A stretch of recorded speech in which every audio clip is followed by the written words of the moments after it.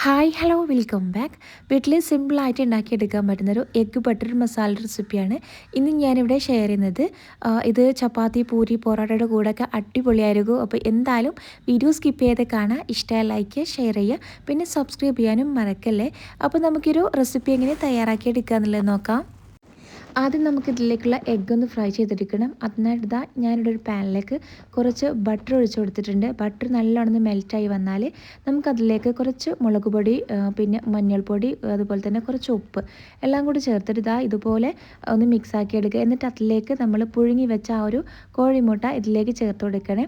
കോഴിമുട്ട വേണമെന്നുണ്ടെങ്കിൽ നിങ്ങൾക്ക് ജസ്റ്റ് ഇങ്ങനെ വരഞ്ഞു കൊടുക്കാവുന്നതാണ്. അപ്പോൾ അതിലേക്ക് ആ ഒരു മസാലയൊക്കെ പെട്ടെന്ന് പിടിച്ചോളും. എന്നിട്ട് ഇതാ ഇതുപോലെ ഒന്ന് ഷാലോ ഫ്രൈ ചെയ്തതിന് ശേഷം നമുക്ക് ആ ഒരു കോഴിമുട്ട മാറ്റി വെക്കാം. ഇനി ഇതാ ഒരു പാത്രത്തിലേക്ക് കുറച്ച് ബട്ടർ ഒഴിച്ചു കൊടുക്കാം. നമ്മൾ ഈ ഒരു മസാല ഉണ്ടാക്കിയെടുക്കുന്നത് ബട്ടറിലാണ്. വെളിച്ചെണ്ണ അല്ലാന്നുണ്ടെങ്കിൽ ഓയിലൊന്നും എടുക്കരുത്, ബട്ടർ തന്നെ എടുക്കാനായിട്ട് നോക്കുക. അപ്പോൾ ബട്ടറൊക്കെ നല്ലോണം മെൽറ്റായി വന്നിട്ടുണ്ട്. അപ്പോൾ ബട്ടറൊക്കെ നിങ്ങൾക്ക് ഇഷ്ടമുള്ളതിനനുസരിച്ച് ചേർത്ത് കൊടുക്കുക കേട്ടോ. കൂടുതലായിട്ടും ബട്ടറിൻ്റെ ഒരു ടേസ്റ്റൊക്കെ വേണമെന്നുണ്ടെങ്കിൽ ബട്ടർ കൂടുതലായിട്ട് ചേർത്ത് കൊടുക്കാവുന്നതാണ്. അപ്പോൾ ഇതാ ബട്ടറൊക്കെ ഇവിടെ നല്ലോണം മെൽറ്റായി വന്നിട്ടുണ്ട്. ഇനി ഇതിലേക്ക് ആവശ്യമായിട്ടുള്ള വലിയ ഉള്ളി ചേർത്ത് കൊടുക്കാം. ഞാനിപ്പോൾ അത്യാവശ്യം വലിപ്പമുള്ളൊരു 2 വെല്ലുള്ളി എടുത്തിട്ടുണ്ട്. അതിതാ ഇതുപോലെ ഒന്ന് കട്ട് ചെയ്തിട്ട് ഇതിലേക്ക് ചേർത്ത് കൊടുത്തിട്ടുണ്ട്. ഇനി നമുക്ക് വെല്ലുള്ളിയൊക്കെ നല്ലോണം വഴറ്റിയെടുക്കണം. ഞാൻ വീണ്ടും അതിലേക്ക് കുറച്ചും കൂടി ബട്ടർ ചേർത്ത് കൊടുത്തിട്ടുണ്ടായിരുന്നു. അപ്പോൾ അതാ ഈ ഒരു ഉള്ളി ഏകദേശം ഇങ്ങനെ വഴറ്റിയെടുത്തിട്ടുണ്ട്. ഇനി നമുക്കതിലേക്ക് ഇഞ്ചി, വെളുത്തുള്ളി ചേർത്ത് കൊടുക്കാം. ഒരു 4-5 അല്ലി വെളുത്തുള്ളി, അതുപോലെ ഒരു ചെറിയ പീസ് അളവിൽ ഒരു 2-3 ചെറിയ പീസിൽ ഇഞ്ചി കൂടി ചേർത്ത് കൊടുത്തിട്ടുണ്ട്. പിന്നെ 2 തക്കാളിയാണ്, 2 മീഡിയം സൈസിലുള്ള തക്കാളി ഇട്ട് കൊടുത്തിട്ടുണ്ട്. പിന്നെ കുറച്ച് അണ്ടിപ്പരിപ്പാണ്, അണ്ടിപ്പരിപ്പ് മസ്റ്റാണ്, അണ്ടിപ്പരിപ്പും ചേർത്ത് കൊടുക്കുക. പിന്നെ ഇതാ ഞാനിവിടെ ചെറിയ ജീരകമാണ് ചേർത്ത് കൊടുത്തിട്ടുണ്ടായിരുന്നത്. ഇതിൻ്റെ പകരമായിട്ട് നിങ്ങൾക്ക് ജീരകം വറുത്ത് പൊടിച്ചതുണ്ടെങ്കിൽ അങ്ങനെ ചേർത്ത് കൊടുക്കുക കേട്ടോ. അപ്പോൾ പിന്നെ അതിലേക്ക് കുറച്ച് ഗരം മസാല അതും കൂടി ചേർത്ത് കൊടുത്തിട്ടുണ്ട്. ഒരു നുള്ള് മഞ്ഞൾപ്പൊടി, പിന്നെ അതുപോലെ തന്നെ കാശ്മീരി മുളക് പൊടി. അപ്പോൾ പൊടികളുടെയൊക്കെ അളവ് നിങ്ങൾക്ക് ഇഷ്ടമുള്ളതിനനുസരിച്ച് ചേർത്ത് കൊടുക്കാം. നിങ്ങൾ എത്രത്തോളം ഉള്ളിയും അതുപോലെ തന്നെ തക്കാളിയൊക്കെ എടുക്കുന്ന അതിനനുസരിച്ച് ചേർത്ത് കൊടുക്കുക കേട്ടോ. അപ്പോൾ ഇതാ ഈ ഒരു മുളക് പൊടിയും മഞ്ഞൾപ്പൊടിയും ബാക്കിയുള്ള കാര്യങ്ങളൊക്കെ ചേർത്ത് കൊടുത്തതിന് ശേഷം നല്ലോണം ഒന്നുകൂടി ഒന്ന് വഴറ്റിയെടുക്കാം. ആ ഒരു പൊടികളുടെ പച്ചമണം മാറി വരുന്നവരെ ഒന്ന് വഴറ്റിയെടുക്കാം. ഇനി അതിലേക്ക് കുറച്ചും കൂടി വെള്ളം ഒഴിച്ചു കൊടുത്തിട്ടുണ്ടായിരുന്നു. വെള്ളം ഒഴിച്ചു കൊടുത്തിട്ട് അടച്ചു വെച്ചിട്ട് കുറച്ച് സമയം ഇതുപോലൊന്ന് വേവിച്ചെടുക്കാം. അപ്പോൾ അത് വെള്ളമൊക്കെ ഏകദേശം ഇങ്ങനെ വറ്റി വന്നിട്ടുണ്ട്.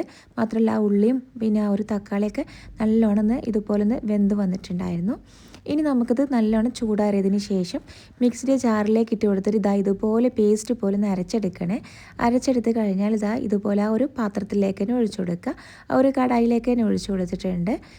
ഇനി ഇതിലേക്ക് നമ്മൾ നേരത്തെ റെഡിയാക്കി വെച്ച, അല്ലാന്നുണ്ടെങ്കിൽ ആ ഫ്രൈ ആക്കി വെച്ച കോഴിമുട്ടയും കൂടിയും ചേർത്ത് കൊടുക്കാം.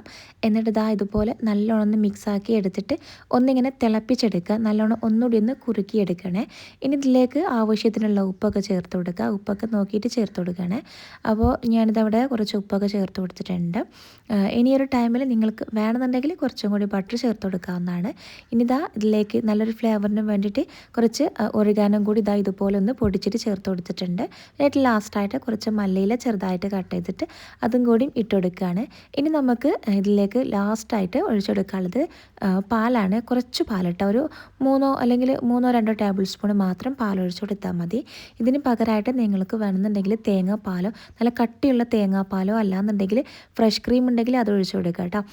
അല്ലെന്നുണ്ടെങ്കിൽ തേങ്ങാപ്പാൽ നല്ല കട്ടിക്കെടുക്കുക, അത് ഒഴിച്ചു കൊടുത്തിട്ട് ജസ്റ്റ് ഒന്ന് തിളപ്പിച്ചതിന് ശേഷം പെട്ടെന്ന് തന്നെ ഗ്യാസ് ഓഫ് ചെയ്യണേ. അപ്പോൾ നമ്മുടെ എഗ്ഗ് ബട്ടർ മസാല ഇവിടെ റെഡി ആയിട്ടുണ്ട്. നല്ല ടേസ്റ്റായിട്ട് ഉണ്ടാക്കിയെടുക്കാൻ പറ്റുന്ന റെസിപ്പിയാണ്. ട്രൈ ചെയ്ത് നോക്കുക. നമുക്ക് ചപ്പാത്തി അല്ലാന്നുണ്ടെങ്കിൽ പൊറോട്ട, പൂരിയുടെ കൂടെയൊക്കെ സൈഡായിട്ട് കഴിക്കാൻ അടിപൊളിയായിരിക്കും. ഈസി ആയിട്ട് ഉണ്ടാക്കിയെടുക്കാൻ പറ്റുന്നൊരു എഗ്ഗ് ബട്ടർ മസാല റെസിപ്പിയും കൂടിയാണ് ട്രൈ ചെയ്ത് നോക്കിയിട്ട് ഫീഡ്ബാക്ക് അറിയിക്കാനും മറക്കല്ലേ. അപ്പോൾ ഇതുപോലത്തെ ഈസിയായ റെസിപ്പീസിൻ്റെയൊക്കെ വേണ്ടിയിട്ട് ചാനൽ സബ്സ്ക്രൈബ് ചെയ്യുക.